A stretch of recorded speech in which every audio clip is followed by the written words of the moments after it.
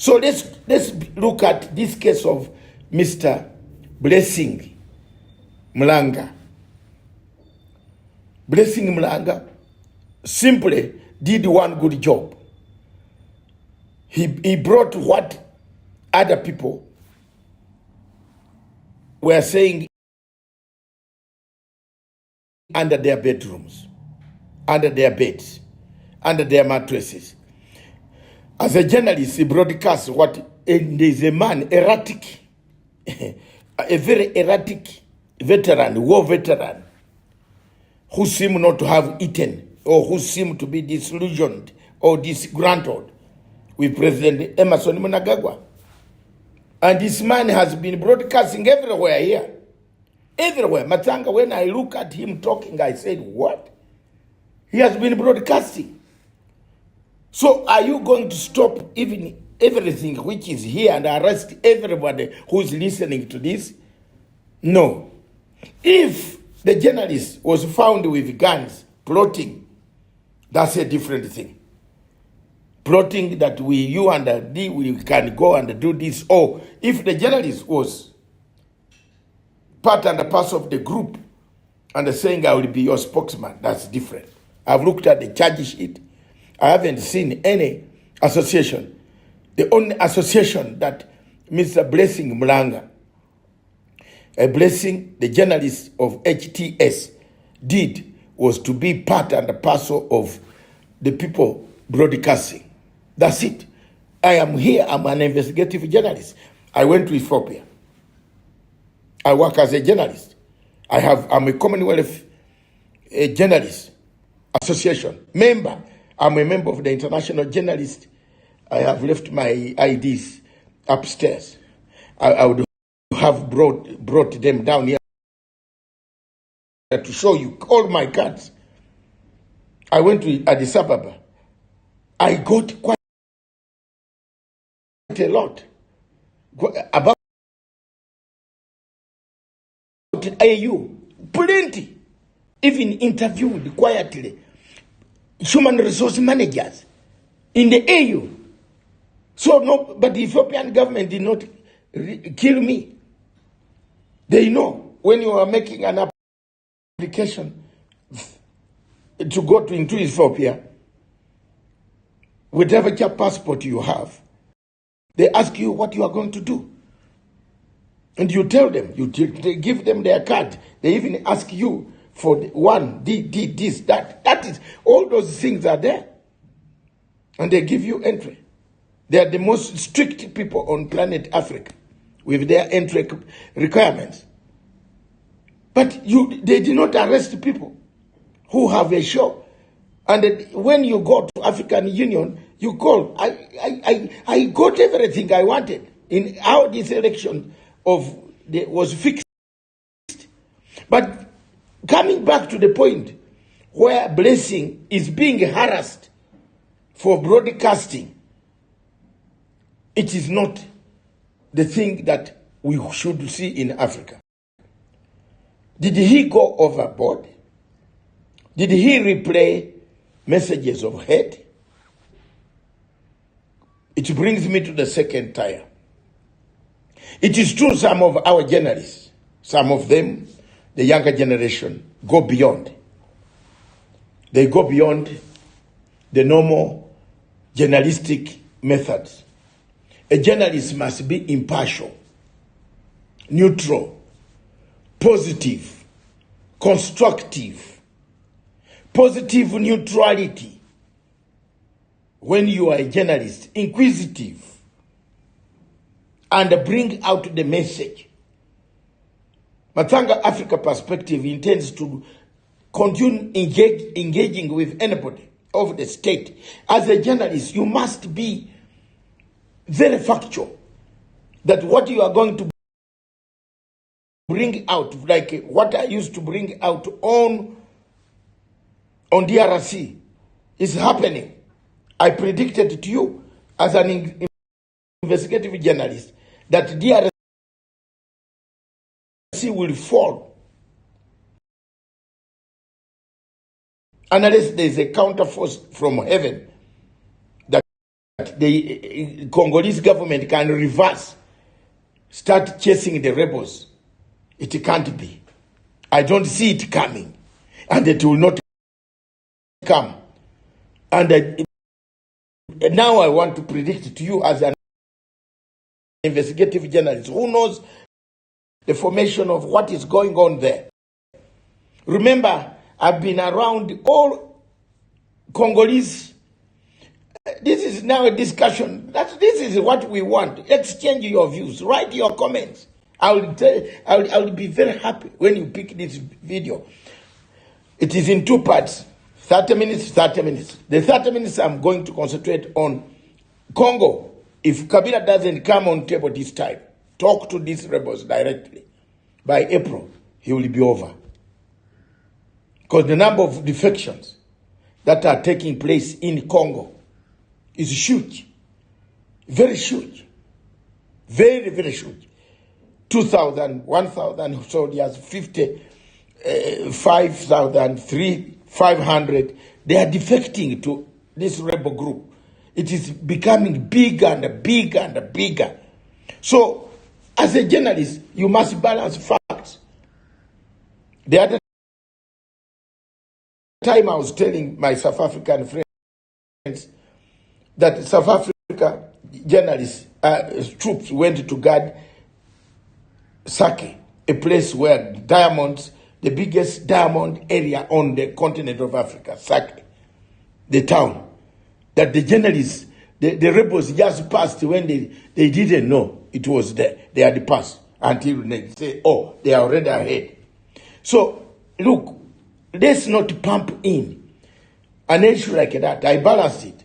Let South Africa pump in peace talks instead of pumping in troops. Let's look for people who can talk to Tshisekedi.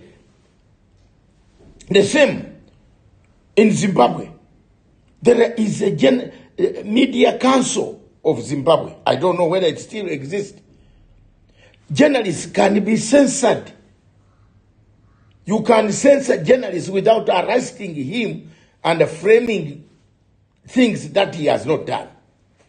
This type of thing that Jonathan Moyo and Charamba and others did in those days where they said Matanga should not come, but Sky News, I brought it after I brought Sky News, it interviewed even Mugabe.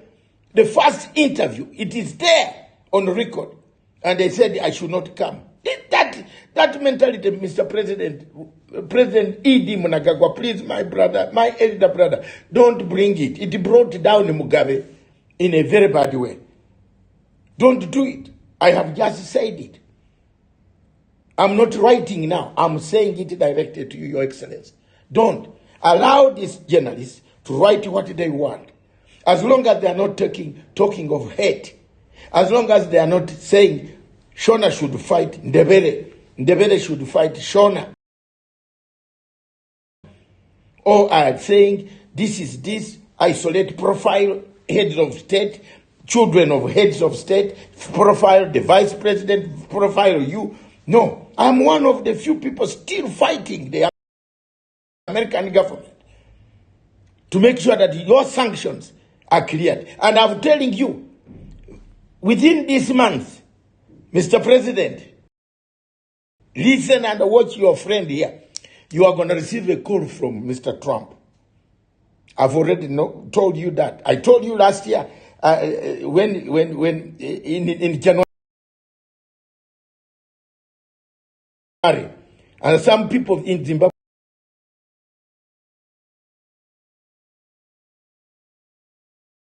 think I am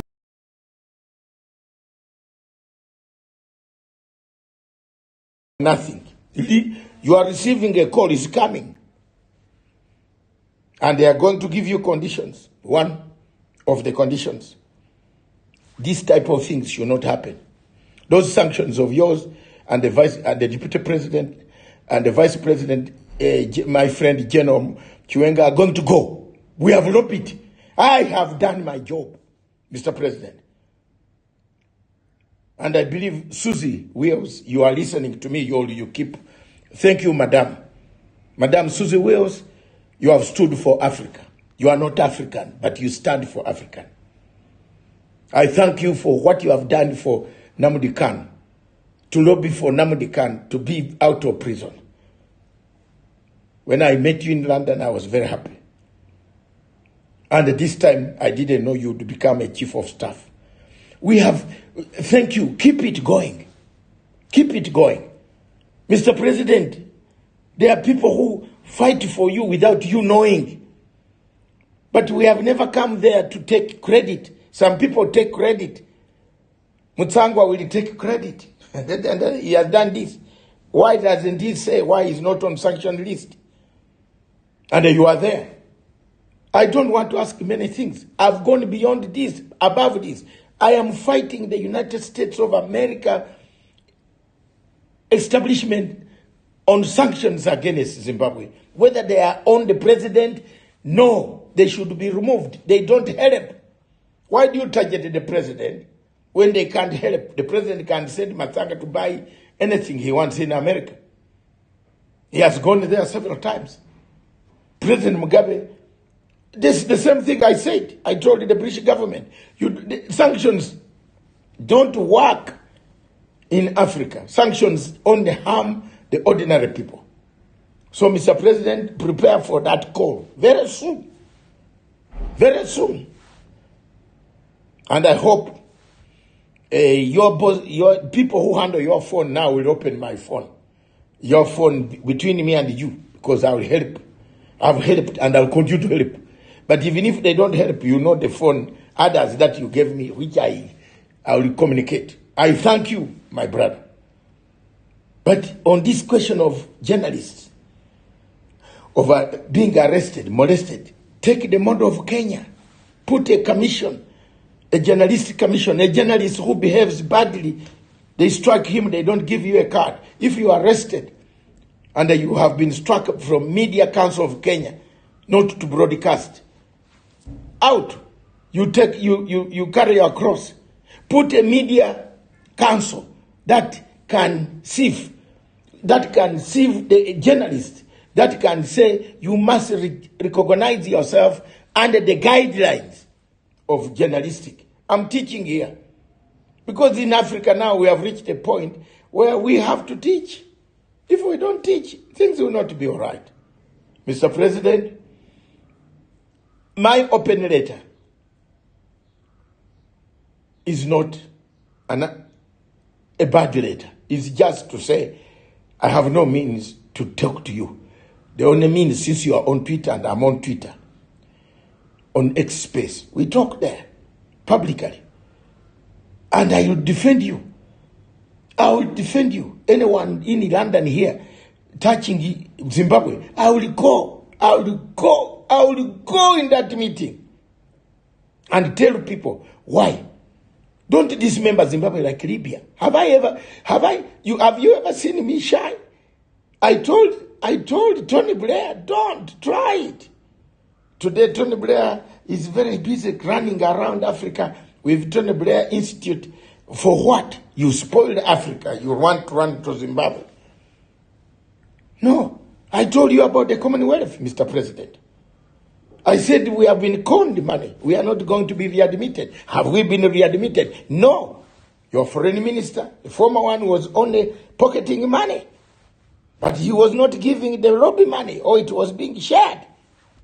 You wasted money. You should have had stuck on Matsanga's views. These are things that I have to be proud of. If I don't say it myself, who is going to say? You are my friend. I can't leave you naked.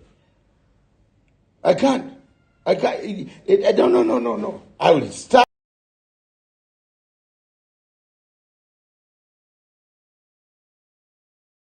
by you. And I will stand the truth. I said the Commonwealth, Patricia Scotland, has lied to you. We are not going to be readmitted. I was in Singapore. I told you. Thanks God you acted by removing Mr. Shava, putting him to another minister and bringing the new professor, a good friend whom I have not met, whom I know is doing, he will be frank. He's a Pan-African. He will be frank and say, here we are not doing well.